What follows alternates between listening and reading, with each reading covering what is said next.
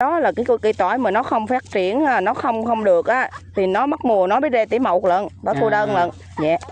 Chứ không có cái giống nào mà gọi là cái tỏi cô đơn ấy á. Mất một mùa là có người bỏ nghề luôn, ở người quê vô xong rồi làm mấy mùa không được xong nghỉ luôn. Chào mừng mọi người quay trở lại kênh Gỏi Vlog.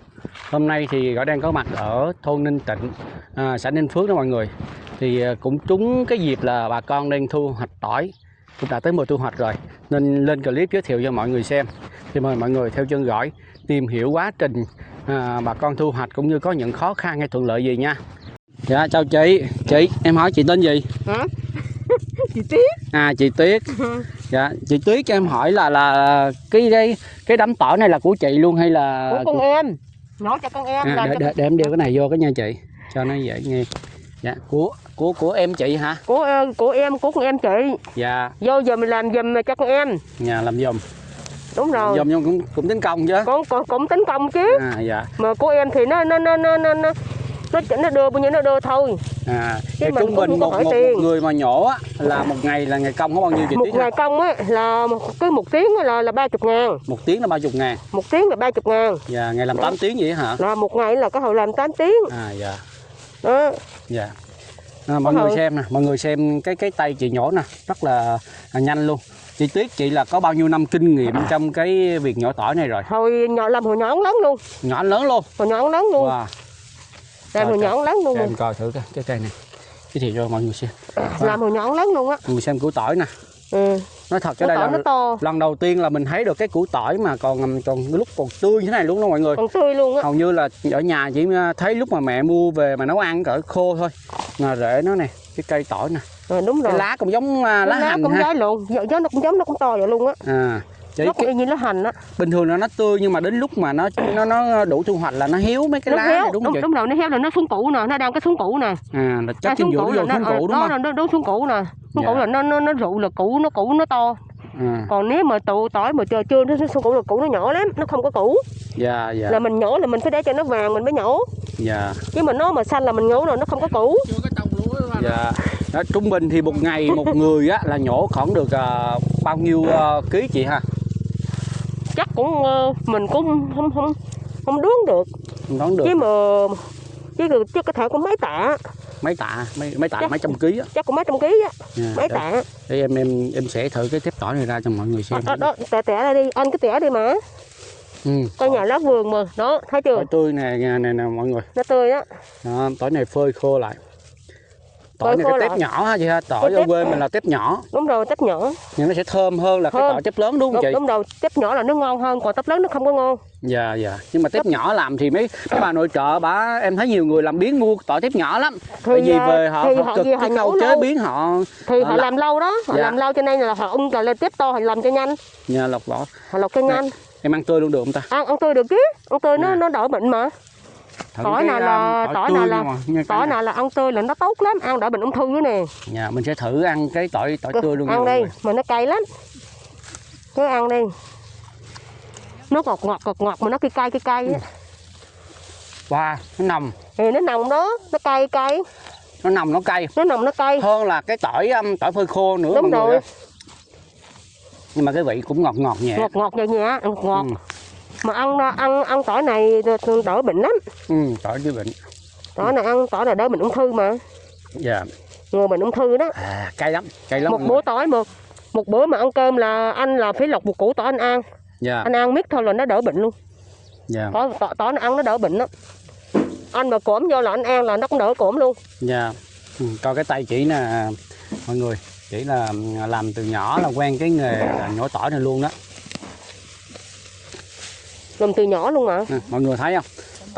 Tay chân đâu có phải ngồi một chỗ đâu, là kiểu là tay chân lanh lẹ bò qua bò lại mới quơ hết được cái phạm vi này đúng không chị? Đúng rồi. Nhưng mà làm tỏi như thì có cái đất xốp như thế này. Đất xốp là nó mới được. Chị ha. Nó mới được củ. Dạ. Nó phải có tập bầu đất cốt á. Nó mới mượn cái này. Đó. Xong là sẽ dùng một cọng tỏi bó lại vậy nè mọi người, ra một bó tỏi nguyên dạng rồi. Rồi sau đó mọi người xem nè, nó sẽ có người đi gom hết lại, gom hết lại lên xe rùa. đẩy về tập kết về một cái điểm tập kết trên kia. Cây này là bao nhiêu, khoảng bao nhiêu ký chị? Cái đây hả? Dạ. Cái đây chắc cũng cỡ mười mấy ký nè. Mười mấy ký hả? Cho mượn em thử nha.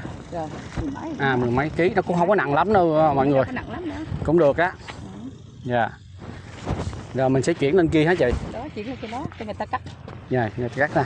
Cắt ra hả? Cắt ra. Thôi, như thế nào thì mời mọi người đi lên đây. Mình sẽ xem người ta cắt sơ chế như thế nào nha. Chỗ này là chỗ phơi nè mọi người. Chỗ này là sơ chế xong phơi nè.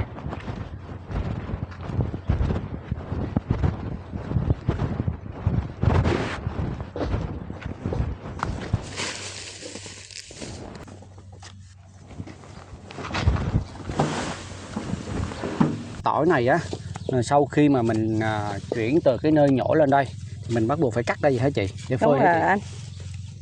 Ủa nó dài vậy luôn á chị, cái đầu của nó dài vậy luôn á hả? Dạ. Em thấy mua ngoài chợ thì nó ngắn, nó sát vô trong này mà. Người ta cắt lại, cắt bi lại, người ta cắt lại nè. Đó hả? Đúng không? Dạ đúng rồi. Đó, người ta cắt vậy người ta bán. Còn lúc mình phơi thì mình phải cắt dài vậy mới phơi được. Ủa, cắt dài mới phơi được hả chị? Chừng không cắt dài mà phơi để dành là nó hư. Đó vậy mà để dành là nó hư. Bán liền thì được chứ mà để dành thì nó hư. Dạ. Theo chị chia sẻ đó, phải cắt dài như vậy nè mọi người thì phơi nó mới không hư. Cái mình cắt ngắn như cái tỏi mà mình mua ở ngoài chợ đem về mình nấu ăn á thì nó sẽ bị hư trong quá trình phơi. Thì cắt dài thế này thì sau khi phơi khô á thì thương lái sẽ mua đến và người ta tỉa lại một lần nữa đúng không chị? Dạ, cắt tỏi lại nó mới không hư. Dạ. Thì cái tỏi này năm nay thì không biết là được mùa không chị ha? Và cái giá cũng được anh. Giá thì rẻ hơn mấy năm. Giá rẻ hơn mọi năm. Dạ. Nhà mùa thì năm nay cũng được. Cũng được. Thì thương lái đến thì kiểu người ở các tỉnh đến hay là để xuất cho trong tỉnh mình hay là kiểu như thế nào hả chị? Có người tới thu mua rồi gửi đi các tỉnh. Dạ. Thì ngoài ra cũng đáp ứng cho bà con trong tỉnh này cũng hầu như là dùng cái tỏi của mình vậy ha. Dạ. Mùa tỏi này thì có nguồn gốc hình như là không biết là có phải nguồn gốc ở ngoài Quảng Ngãi về không ta? Quảng Ngãi đảo Lý Sơn. Đảo Lý Sơn. Dạ, Quảng Ngãi huyện Lý Sơn á. Dạ, huyện đảo Lý Sơn á, em có biết. Ngoài đó nó nổi tiếng về cái tỏi một hay gọi là tỏi mồ côi á. Tỏi mồ côi, tỏi cô đơn á. Ở mình đây có tỏi mồ côi không vậy? Có chứ. Có tỏi. Dạ. Nhưng mà đó là một cái giống riêng hay sao? Bởi vì em thấy ở đây toàn là tỏi nhiều tép thế này không mà không có. Không, cái mấy người mà trồng tỏi đó là cái cây tỏi mà nó không phát triển, nó không được á thì nó mất mùa nó mới ra tỉ mậu lận, tỏi cô đơn lận. Dạ. Chứ không có cái giống nào mà gọi là cái tỏi cô đơn ấy á. Dạ. Dạ. Theo như chị chia sẻ đó mọi người là cái tỏi cô đơn á, không có giống tỏi cô đơn. Chỉ là cái tỏi mà khi mất mùa á và nó chỉ còn lại có một tép, nó phát triển được có một tép thôi, nó trở thành một cái tép tỏi. Ở đây người ta gọi là tỏi một hay là tỏi mồ côi hay gọi là tỏi cô đơn đó mọi người. Chứ trước giờ á, như mình tưởng là đó là một cái giống tỏi riêng biệt, người ta trồng riêng giống tỏi đó và thu hoạch chỉ đúng loại đó thôi chứ không phải là phát triển từ những tỏi thường này. Đúng không chị? Dạ, cái đó là nó chỉ bình thường, tỏi mình bình thường nó trồng cái củ nào nó không phát triển nó mới ra cái tỏi đó thôi. Thì nếu vậy thì lúc đó thì tỏi một đó thu hoạch cũng đâu được nhiều ha vậy ha? Dạ, số lượng ít lắm. Dạ. Như năm nay là ít, là năm nay được mùa là cái số lượng ít hơn mấy năm. Nó ngược cái là khi mà tỏi bình thường này được mùa thì cái tỏi mồ côi nó lại ít đi. Năm nào mà thất mùa á thì tỏi mồ côi nó mới có số lượng nhiều hơn xíu. Dạ. Dạ.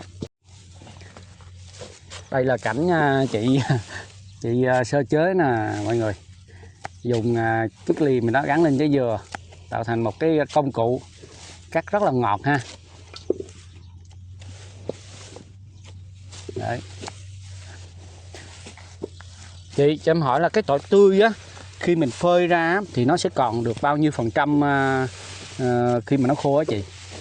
Còn cả ví dụ 100 kg là còn cả 60 kg, heo 40%. Heo 40%. Dạ. Dạ.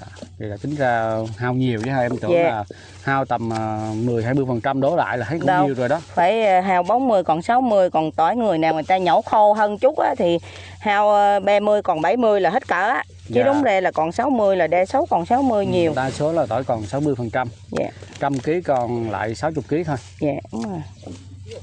Như cái tỏi này nè có phải là tỏi một không chị? Không, tỏi bi. Tỏi bi hả? Dạ. Ủa như thế nào mới là tỏi một ta? Đây chẳng không có. Đây mới có tỏi một. Là cái mùa nào được là không có tỏi một luôn. Dạ. Còn cái tỏi bên này nó là một hay là trong này có mấy tép trong này? Cái bi mấy tép trong đó. Nhỏ xíu vậy mà cũng được mấy tép trong này. Dạ. Nó chưa sinh tép, cái đó nó bị non rồi, mình nhỏ nó bị non, nó chưa có tép luôn. Chứ mà tỏi đó tỏi non. Em tưởng đây là tỏi sẽ là như tỏi một chứ mà là tỏi bi ha. Có, đây có tỏi một. Chị cái tỏi này thì từ lúc mình trồng á, cho tới khi thu hoạch đó là khoảng mấy tháng chị ha? 4 tháng. 4 tháng. Dạ. Phân thuốc rồi nó có nhiều giống như những cái loại cây khác không hay là sao? Nó nhiều hơn cái phân thuốc đầu tư đồ giống, cái đây nó nhiều hơn. Hầu như năm nay mà vé rẻ vậy là không có lời luôn. Dạ. Dạ. Rồi em thấy cái dàn nước tưới này công phu quá. Đúng rồi. Cái dàn đầu tư, cái dàn tưới nước này công phu, chứ cũng chi phí bỏ ra ban đầu cũng nhiều lắm. Tiền điện đồ nhiều đó. Dạ, tiền điện, nước rồi phải trữ nước. Bây giờ so với trước đây á thì những hộ mà trồng tỏi có giảm đi hay là như giữ nguyên hay là tăng gì không chị?